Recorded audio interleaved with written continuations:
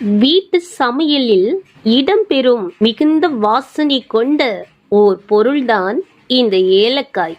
நம்முடைய செரிமானத்தை சரி செய்ய விரும்பினால் பச்சை ஏலக்காயை ஊற வைத்த பிறகு சாப்பிடலாம்.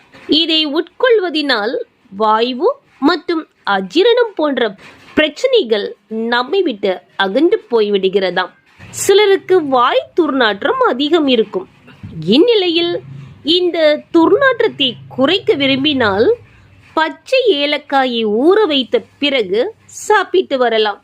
நீங்கள் எடை குறைக்க விரும்பினால் பச்சை ஏலக்காயை ஊற வைத்த பிறகு சாப்பிடலாம். இதை உட்கொள்வதனால் உடலின் எடை மிகவும் குறைந்து விடுகிறதாம். இரத்த அழுத்தத்தை கட்டுப்படுத்த பச்சை ஏலக்காயை ஊற வைத்து சாப்பிடலாம். இதில் காணப்படும் ஊட்டச்சத்துக்கள் இரத்த அழுத்தத்தை கட்டுப்படுத்த உதவுகிறதாம்.